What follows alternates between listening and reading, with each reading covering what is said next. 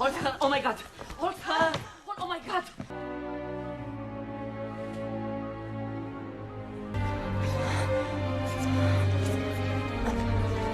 जो लोग इस वीडियो को देखने के बाद में चैनल को सब्सक्राइब नहीं करते वो 3 दिन में गायब हो जाते हैं।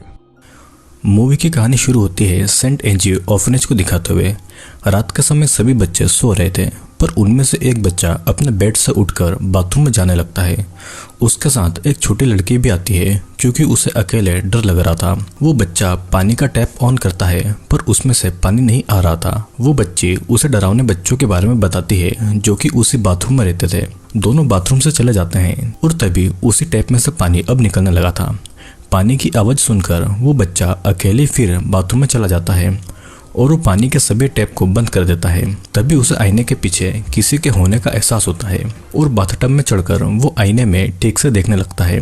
तभी तेज बिजली गरजने लगती है तो वो बाथटब से जमीन पर गिर जाता है और उसके सर पर चोट लग जाती है और वो वहीं पर मारा जाता है। उस छोटी बच्ची को उस लड़के के गिरने की आवाज़ सुनाई जाती है तो वो बाथरूम में देखने जाती है और वहाँ पर वो उस लड़के की डेड बॉडी देखकर बहुत जोर से चिल्लाती है। कुछ दिन के बाद में उस ऑर्फनेज में एक नई हाउसकीपर आती है जिसका नाम एना था। ऑर्फनेज की ओनर एना को वेलकम करती है और जंगल के रास्ते एना को ऑर्फनेज लेकर जाती है। अंदर आने के बाद ओनर एना को लॉकर रूम में भेज देती है और कहती है कि एना के सभी जरूरत का सामान वहीं पर मिलेगा। एना लॉकर रूम में जाती है, वहाँ पर उसे ऑर्फनेज की कुक इलिंका मिलती है और दोनों एक दूसरे से अच्छे से मिलते हैं और कुछ बातें भी करते हैं। इलिंका वहाँ पर 23 साल से काम कर रही थी और तभी एना को ऑनर की आवाज़ आती है जो कुछ आदमियों से बातें कर रही थी। ऑनर की बातों से एना को पता लगता है कि वो ऑर्फनेज वहाँ पर हो रही मिस्टीरियस मौतों की वजह से बंद हो रहा है और एना जल्दी से छुप जाती है ताकि ऑनर उसे न देख पाए। तभी एक औरत आती है और एना को ऑनर से छुपता हुआ देखकर वो एना को कुछ नहीं कहती है। ऑनर के जाने के बाद में वो एना को ऑर्फनेज का थोड़ी बहुत जगह दिखाती है और एना को उसके रूम तक ले जाती है। एना का रूम उसी बाथरूम के पास था जहाँ पर मूवी की शुरुआत में वो बच्चा मारा गया था और कुछ देर के बाद ऑर्फनेज के सारे बच्चे वहाँ पर इकट्ठा होते हैं। वहाँ पर ऑनर आकर स्पीच देती है और ऑर्फनेज के सभी बच्चों को नए ऑर्फनेज में शिफ्ट किया जाता है ताकि वो अपनी नई जिंदगी की शुरुआत कर सके। सभी बच्चे एक एक करके ऑर्फनेज से निकलकर बस में बैठ जाते हैं, पर उनमें से एक बच्ची एना के पास आकर उसके कान में कुछ कहकर चली जाती है। वो वही बच्ची थी जो उस रात को मरे हुए बच्चे के साथ में बाथरूम में गई थी और पता नहीं उस बच्ची ने ऐसा क्या कहा था जिसे सुनकर एना थोड़ा परेशान हो गई थी। ऑर्फनेज की ओनर एना की तरफ देखकर बस में बैठकर उन बच्चों को छोड़ने निकल जाती है। बच्चों के जाने के बाद पूरा ऑर्फनेज खाली हो गया था और एना को थोड़ा चक्कर आ रहा था। वो बाथरूम में आकर थोड़ा रेस्ट करके अपने कपड़े उतारती है और यहाँ पर हम देख पाते हैं कि एना प्रेग्नेंट है और एना बहुत सारे कपड़े पहनती थी ताकि उसका पेट किसी को भी नहीं दिखे। एना एक स्टेथोस्कोप भी लाई हुई थी जिसे वो अपने बेड के नीचे छुपा देती है। तभी उसे कोई आवाजें सुनाई देती है तो वो अपने कपड़े पहनकर वहां पर देखने चली जाती है। सीढ़ियों से वो ऊपर के एक कमरे में जाती है जहाँ पर उसे एक लड़की दिखती है जिसका नाम जुडाइट था। जुडाइट एक ट्यून गुनगुना रही थी और वो एना को कहती है कि ये धुन उसके लिए है और वो इस ऑर्फनेज को पैराडाइज कहती है। जुडाइट ये भी कहती है कि वो हमेशा से यहीं पर है और बातों ही बातों में एना से नाराज होकर वो चली जाती है और वो उसे अपने कमरे में भगा देती है। एना भी वहाँ से निकल जाती है और बाहर उसे इलिंका मिलती है। इलिंका एना को किचन में ले जाती है और वहाँ पर वो दोनों जुडाइट के बारे में बातें कर रहे थे। तभी वहाँ पर जुडाइट एक म्यूजिक बॉक्स लेकर आती है।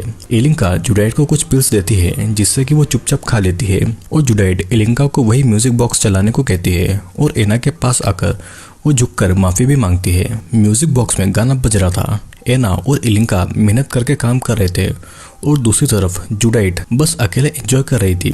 जुडाइट बाहर के ही झूले में सो जाती है और कुछ देर के बाद में इलिंका वहां पर आकर उसे मेडिसिन खिलाकर अंदर ले जाती है और उस रात बहुत तेज हवाएं चल रही थी और बादल भी गरज रहे थे। फिर कुछ ही देर में बहुत तेज बारिश भी शुरू हो जाती है। रात में एना उसी बाथरूम में जाकर अपने चेहरे को धो रही थी और जब आईने की तरफ देखती है तो कुछ आदमी आकर उसका सर आईने पर मारते हैं, लेकिन तभी एना को पता चलता है कि वो एक सपना देख रही थी। अगली सुबह इलिंका और जुडाइट कुछ सामान खरीदने के लिए बाहर जाते हैं और उसके जाने के बाद में एना साफ सफाई के कामों में लग गई थी। प्रेगनेंसी की हालत में भी वो कुछ ज्यादा ही काम कर रही थी। तभी एक कागज उसके ऊपर से नीचे आ गिरता है। एना जब उस कागज को देखती है तो वो किसी बच्चे की ड्राइंग थी और वो सीढ़ियों से ऊपर जाती है तो उसे एक ड्राइंग मिलती है वो उन दोनों ड्राइंग को वहाँ पर एक बोर्ड पर पिन कर देती है और बोर्ड पर लगे बाकी ड्राइंग को वो देखने लगती है। वहाँ पर कुछ ड्राइंग्स बहुत अजीब थी। उन ड्राइंग्स को देखकर एना का सर बहुत तेजी से घूम रहा था और उसे याद आता है कि उस छोटी बच्ची ने ऑर्फेनेज से जाते समय कहा था कि वो डरावने बच्चों से बचकर रहें। तभी उसे दिखता है कि उसकी नाक से खून निकल रहा है। वहाँ पर अपने आप कांच का गिलास टूट जाता है। एना को चक्कर आ रहे थे, वो उन्हीं कांच के गिलास पर गिरकर बेहोश हो जाती है। कुछ देर के बाद में इलिंका और जुडाइट एना को उठाकर उसके रूम में लेकर जाती है। एना होश में आती है तो वो बहुत ज़्यादा अग्रेसिव बन गई थी। एलिंका उसे शांत करती है और एलिंका फिर एना के कटे हुए जख्मों पर सिलाई करती है। एना को बहुत ज़्यादा दर्द हो रहा था, पर असल बात यह है कि एना की सच्चाई अब उन लोगों से नहीं छुपी थी। एलिंका और जुडाइट को पता लग गया था कि एना प्रेग्नेंट है। एलिंका को एना की पीठ पर बहुत सारे जख्मों के निशान भी दिखाई देते हैं। एना एलिंका को उससे प्रेगनेंसी के बारे में किसी को बताने से मना करती है और एलिंका बहुत अच्छी औरत थी और वो किसी को एना की प्रेगनेंसी के बारे में नहीं बताने वाली थी। एना ने अपनी पिछली जिंदगी में बहुत दर्द सहे थे और उन बातों को याद करके एना बहुत ज्यादा दुखी होती है। तो फिर एलिंका उसे हग करके कंफर्ट करती है और जुडाइट ये सब बाहर खड़ी होकर सुन रही थी। कुछ दिन ऐसे बीत जाते हैं और एक दिन एना झूले पर बैठ रही थी और उसका घाव भी अब ठीक हो गया था। तभी उसका पैर एक रस्सी पर पड़ता है और उस रस्सी को जमीन से निकालकर वो उसके पीछे पीछे जंगल की तरफ जाती है। वो एक जगह पर जा पहुंचती है जहाँ पर लकड़ियों के बॉक्सेस से आगे का रास्ता बंद किया गया था। वो उन बॉक्स को हटाकर देखती है तो वहाँ पर बहुत सारे फाइल्स पड़े हुए थे और वो उन फाइल्स को देखने वाली थी, पर वहाँ पर उस ऑर्फनेज की ओनर आकर एना को रोक देती है। ऑनर फिर एक पुरानी गाड़ी से कपड़ा हटाती है और उन फाइल्स को अपने साथ लेकर जाने लगती है। लेकिन वो जाने से पहले एना को कहती है कि उसे उसकी प्रेगनेंसी के बारे में पता है और वो यही डिजर्व करती है। ऑनर के जाने के बाद में एना उस कार का दरवाजा खोलकर ये देखती है तो वहाँ पर एक बिल्ली अपने बच्चे के साथ में थी। ऑर्फनेज में वापस आकर एना एलिंका पर इल्जाम लगाती है कि उसी ने ऑर्फनेज की ओनर को उसकी प्रेगनेंसी के बारे में बताया है। लेकिन एलिंका ने किसी को भी कुछ नहीं बताया था क्योंकि सभी को पहले से पता था कि वो प्रेग्नेंट है। सभी को एना को देखकर ही इस बारे में पता लग गया था। बस एना खुद ही अपनी प्रेगनेंसी को एक्सेप्ट नहीं कर पा रही थी। वहाँ पे काम करने वाला डेनियल नाम का एक लड़का भी ये कहता है कि उन सभी को एना की प्रेगनेंसी के बारे में पता है। एना बहुत गुस्से से अंदर जाती है और ऑनर भी एना को देखती है पर कुछ नहीं कहती है और गुस्से में एना अपने पेट पर एक घूसा मारती है क्योंकि एना शायद प्रेग्नेंट होना चाहती नहीं थी। लेकिन फिर भी वो अपने रूम में जाकर स्टेथोस्कोप को पेट में लगाकर अपने बच्चे की आवाज़ सुनने लगती है। वो बच्चा अभी भी जिंदा था और ये जानकर एना गुस्से में स्टेथोस्कोप को फेंक देती है। फिर एना जितना टाइट हो सकता था उतना टाइट कपड़ा वो अपने पेट पर लगाकर अपने कपड़े पहनती है। जुडाइट तब सो रही थी और जुडाइट को उठाकर एना उन डरावने बच्चों के बारे में पूछती है। जुडाइट का कहना था कि जब भी वो सो रही होती है तो बच्चे आसपास ही होते हैं और तभी एना को कुछ आवाजें सुनाई देती है। वो फिर कॉरिडोर में सभी जगह देखते हुए अपने बाथरूम में जाती है और वहाँ के एक टैप में पानी टपक रहा था। एना उस टैप को बंद करती है और उसे एक दीवार के पीछे से कुछ आवाजें सुनाई दे रही थी। वो उस दीवार के पास जाती है और उस वुडन दीवार को हटाती है। उस दीवार के पीछे पूरी पाइप का कनेक्शन किया हुआ था। एना को वहाँ पर एक बॉल भी मिलती है जो कि उन्हीं पाइप के ऊपर से आकर गिरी हुई थी और वहाँ से निकलकर वो अपने पास के एक रूम में जाती है जिसके दीवार के एक हिस्से के पीछे उसे एक बॉक्स मिलता है। उस बॉक्स के अंदर एना को एक जीसस का फोटो और कुछ बच्चों के डॉक्यूमेंट्स मिलते हैं और उन डॉक्यूमेंट्स को देखते देखते एना को नींद आ जाती है। सुबह जब एना की आंखें खुलती है उसके पेट पर लगाने वाला कपड़ा भी निकला हुआ था। एना को किसी की आवाज़ सुनाई देती है तो वो बॉक्स को उसी जगह छुपा देती है और हम ये देख पाते हैं कि वो रूम उसी बाथरूम से कनेक्टेड है। फिर एना दूसरे रूम में जाती है और उस रूम के खिड़की से वो देखती है कि एलिंका और जुडाइट एक दूसरे से बातें कर रहे हैं। उसे किसी के चलने की आवाज़ सुनाई देती है और उसे लगता है कि वो जुडाइट है, पर तभी हमें देखते हैं कि जुडाइट तो घर के बाहर है। एना उसी आवाज़ के पीछे जाने लगती है और अचानक से वहाँ की लोहे की रेलिंग कांपने लगी थी और एक रेलिंग का टुकड़ा नीचे गिरता है। रेलिंग का हिलना अपने आप रुक जाता है और एना के पीछे की दीवार खुल जाती है तो डर के भागकर एक रूम के अंदर छुप जाती है। तभी एलिंका वहाँ पर आकर एना को शांत रहने का कहकर जा ही रही थी कि तभी एना उन डॉक्यूमेंट्स को दिखाकर उनके बारे में पूछती है। फिर जुडाइट उसे बताती है कि द्वितीय विश्व युद्ध के बाद 1946 में जुडाइट इस ऑर्फनेज में आई थी। जुडाइट के साथ एम्बुलेंस में 300 और बच्चे आए हुए थे और सारे बच्चे मर गए थे, सिर्फ जुडाइट बच गई थी और तब से वो इस ऑर्फनेज में है। एना उन बाकी के बच्चों के बारे में पूछती है पर इलिंका रोते हुए वहां से चली जाती है। एना एक चेयर पर रेस्ट कर रही थी और धीरे धीरे उसे नींद आने लगी थी। कुछ देर के बाद में उसे जुडाइट और इलिंका की कही हुई बातों का सपना आता है और अचानक वो अपनी नींद से उठ जाती है। दूसरी तरफ जुडाइट रोते हुए इलिंका के पास आकर उन बिल्लियों के बारे में बताती है जो कि अब गायब हो गई थी।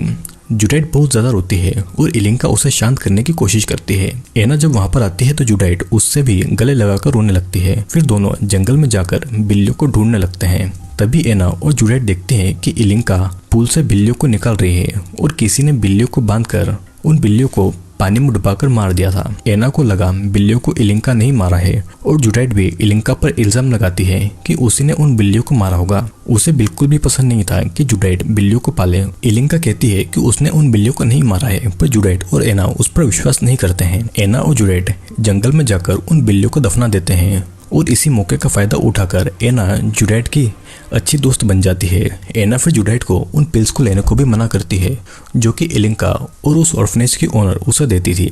फिर एक दिन नहाने के बाद में एना जुडाइट के वो सारे पिल्स सिंक में फेंक देती है। तभी वहां पर इलिंका आती है पर एना दरवाजा नहीं खोलती है तो इलिंका गुस्से से वहां से चली जाती है। जुडाइट एना के ही रूम में थी और फिर जुडाइट उन डरावने बच्चों के बारे में एना को बताने लगती है। जुडाइट को बातें ठीक से याद नहीं आ रही थी लेकिन फिर भी वो याद करने की कोशिश करती है। एना और जुडाइट उसी बाथरूम में जाते हैं और वहाँ पे छानबीन करने लगते हैं। तभी एना और जुडाइट को ऐसा लगता है कि जैसे आईने के पीछे कोई है।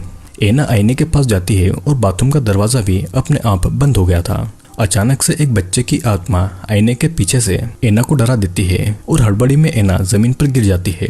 एना फिर से उठती है और उसे अब यकीन हो गया था कि उस आईने के पीछे कुछ न कुछ राज जरूर है।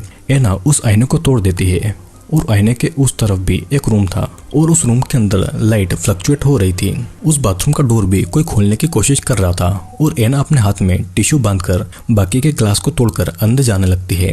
पर वहां पर इलिंका आकर एना के पैरों को पकड़कर उसे रोकने की कोशिश करती है क्योंकि अगर वो अंदर गई तो कभी भी वापस नहीं आ पाएगी।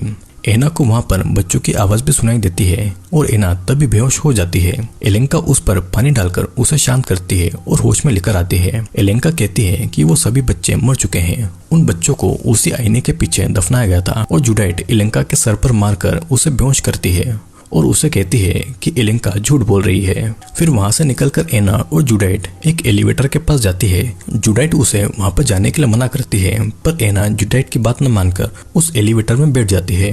एना फिर उस ऑर्फनेज के बेसमेंट पर जा पूछती है और वहां पर अभी भी सब कुछ साफ सुथरा था। एलिवेटर का दरवाजा भी बंद हो जाता है और तभी एना को वहां पर सभी बच्चे दिखाई देते हैं। फिर अचानक से एना को अब लेबर पेन शुरू हो गया था और उसके शरीर से ब्लड भी निकलने लगा था। एना उन बच्चों को देखकर डर जाती है और दूसरे रूम में आ जाती है लेकिन वहां भी बहुत सारे बच्चे एना के पास आ गए थे। एना अब पजेस्ड स्टेट में आ जाती है और वो बच्चे कुछ स्पेल पढ़ रहे थे। तभी बच्चे एना को घेर लेते हैं और उसकी डिलीवरी करवा देते हैं और एना उन बच्चों के सामने अपने बच्चों को पैदा करने लगती है। दूसरी तरफ ऑर्फनेज की ओनर और डेनियल एना को ढूंढ रहे थे। तभी उन दोनों को एना अपने बच्चों के साथ में मरी हुई मिलती है। अपने जिंदगी के आखिरी समय में एना अपने बच्चे से प्यार करने वाली थी और मरते समय भी उसने अपने बच्चे को प्यार करते हुए उसे पकड़ कर रखा हुआ था।